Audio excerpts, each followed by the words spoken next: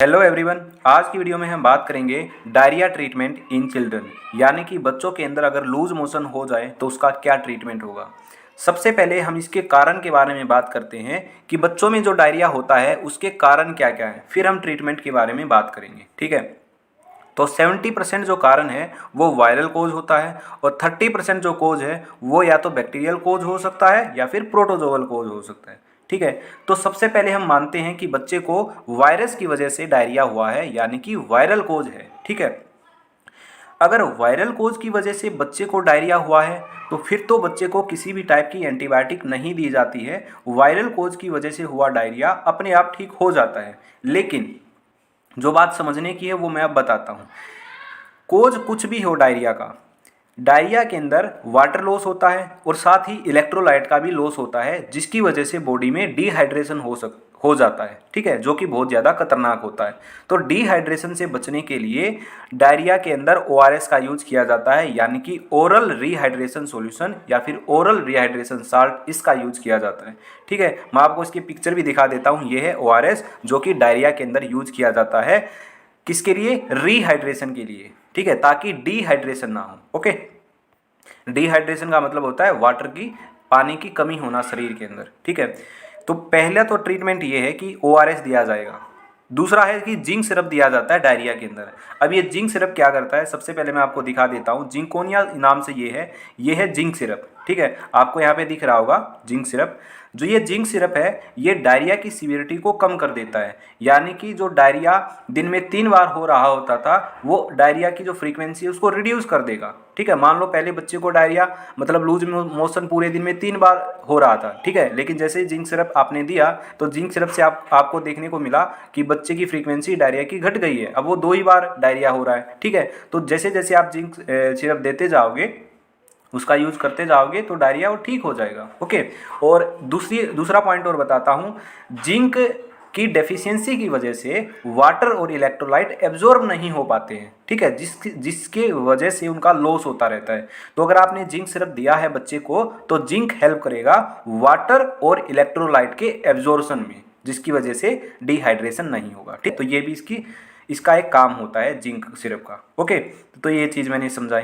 अब बात करते हैं क्या डोज देनी चाहिए, किस तरीके से आपको ये जिंक सिरप देना है। तो डोज की बात मैं आपको बताता हूँ। आपको दिख रहा होगा जिंकोनिया नाम से है जिंक सिरप। ठीक है, और इस साइड में आपको इसके पीछे का हिस्सा दिख रहा होगा जिसके ऊपर लिखा है हर 5 ml के अंदर जिंक जो है वो 20 mg है।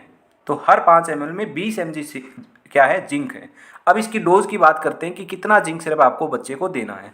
ठीक है, अगर बच्चा 6 महीने से कम की उम्र का है तो उसको 10 mg ये जो जिंक सिरप है ये देना है। ठीक है, लगभग आपको 10 से 12 दिन तक ये देना है। ओके, अगर बच्चे की उम्र 6 महीने से ऊपर की है तो उसको आपको 20 mg देना है, और सेम 10 से 12 दिन तक। ठीक है, अब ये 10 mg और 20 mg कैसे कैलकुलेट करोगे, बहुत ही सिंपल है।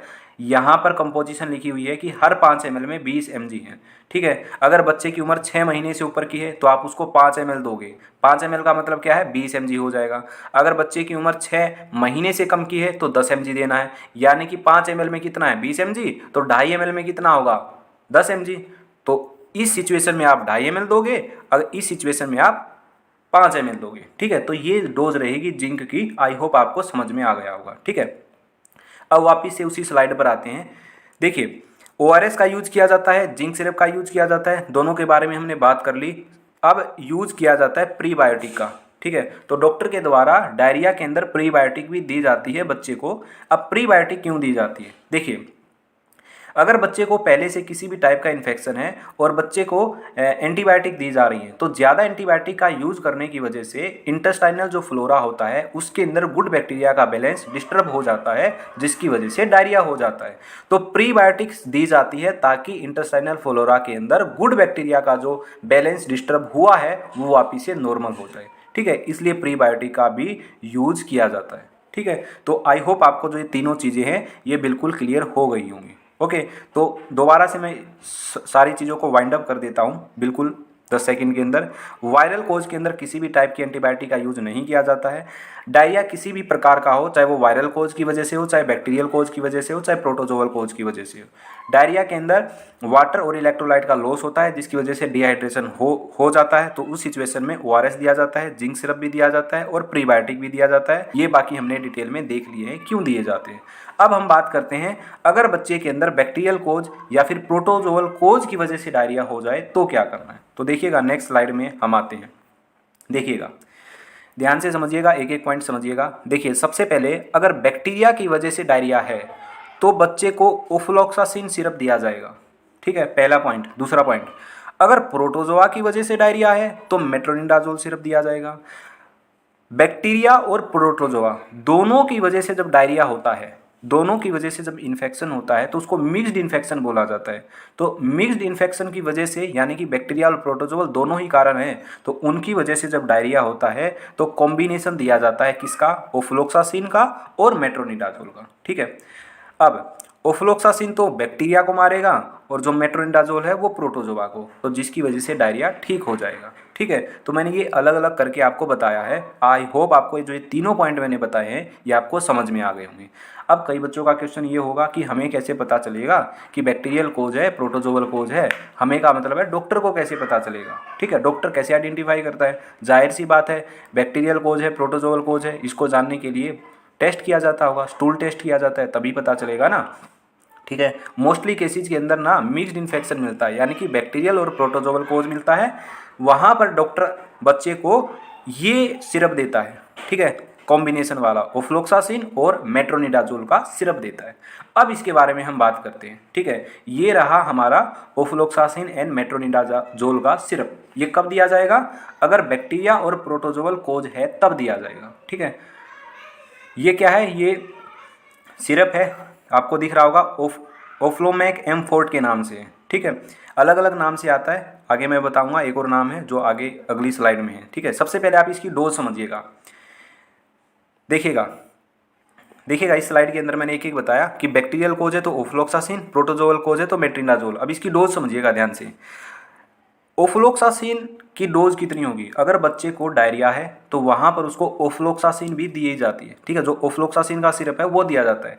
मैं यहाँ पे केवल ओफ्लॉक्सासिन सिरप है ना, ये तो है किसके अंदर, कॉम्बिनेशन में। मैं केवल ओफ्लॉक्सासिन सिरप के बारे में बता रहा हूँ। ठीक है, तो ध्यान से समझना मैं क्या बोल रहा हूँ। Dose of ofloxacin in children, बच्चे में ओफ्लॉक्सासिन कितना दिया जाएगा, क्या डोज रहेगी। तो ओफ्लॉक्सासिन की जो डोज है वो रहेगी 15 mg पर kg per day in 2 divided dose. कहने का मतलब ये है, बच्चे का वजन अगर 1 किलोग्राम है तो उसको 15 mg देंगे एक दिन में और डिवाइडेड डोज में देंगे। ठीक है, अगर बच्चे का वजन 10 किलोग्राम है तो उसको हम 150 mg देंगे।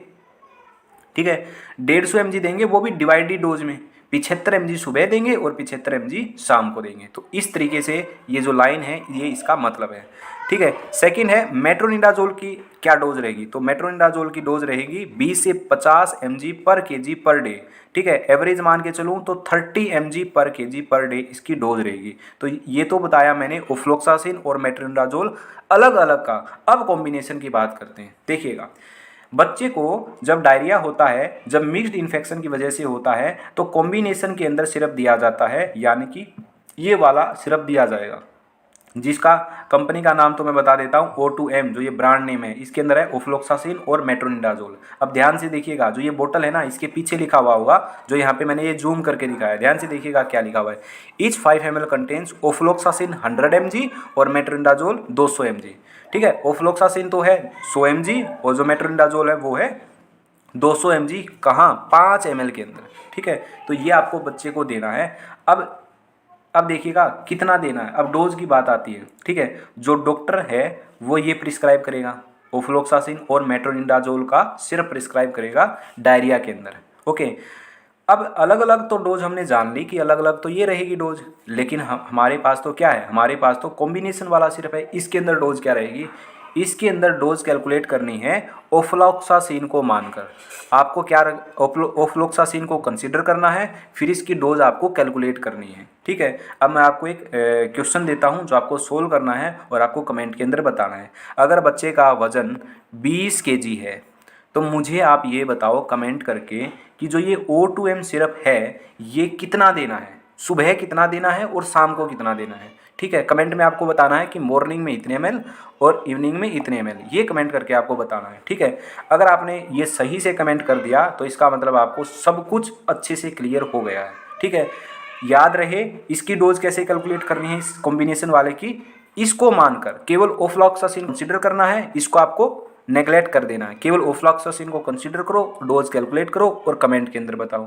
ठीक, तो ये थी आज की हमारी वीडियो जिसके अंदर हमने देखा कि बच्चों के अंदर अगर डायरिया यानी कि लूज मोशन हो जाए तो उसका क्या क्या ट्रीटमेंट होता है जो कि डॉक्टर के द्वारा किया जाता है। ठीक है, अब एक और बात ध्यान से सुन लीजिएगा, जो ये ओफ्लोक्सासिन होता है ना इसके अंदर और जो मेट्रोनिडाजोल होता है इसके ना साइड इफ़ेक्ट होते हैं। कहीं आप अपने आप से बिना डॉक्टर के कंसल्टेंट के आप अपने आप से बच्चे को दे दो और बच्चे को साइड इफ़ेक्ट हो जाए। ठीक है, तो आपको बच्चे को अपने आप से ट्रीट नहीं करना है, डॉक्टर को आपको दिखाना है। ठीक है, मैं बता देता हूँ क्या क्या साइड इफ़ेक्ट हैं। ओफ्लोक्सासिन के साइड इफ़ेक्ट हो सकते हैं टेंडनाइटिस यानी कि टेंडन के अंदर स्वेलिंग, जॉइंट पेन हो सकता है, जोड़ों के अंदर पेन हो सकता है। ठीक है, जॉइंट के अंदर स्वेलिंग हो सकती है, मसल पेन हो सकता है। ये है ओफ्लोक्सासिन के साइड इफ़ेक्ट। मेट्रोनिडाजोल के साइड इफ़ेक्ट जैसे हेडेक हो सकता है, वोमिटिंग आ सकती है ना, भूख का ना लगना हो सकता है, डिजीनेस हो सकता है, गैस्ट्रिक अपसेट हो सकता है। तो ये होते हैं मेट्रोनिडाजोल के साइड इफ़ेक्ट। ठीक है, तो अपने आप से आपको जो ये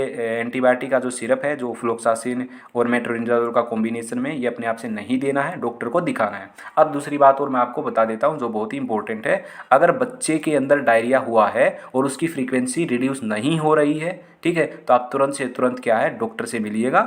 डॉक्टर को दिखाना है अपने बच्चे को, क्योंकि डायरिया के केस में बहुत ज़्यादा वाटर लॉस हो जाता है, इलेक्ट्रोलाइट लॉस हो जाता है, जिसकी वजह से जो सिचुएशन है वो बहुत ही कॉम्प्लिकेशन हो सकती है। ठीक है, तो इसलिए बच्चे की अगर फ्रीक्वेंसी नहीं डिक्रीज़ हो रही है तो आपको डॉक्टर को दिखाना ही दिखाना है। ठीक है।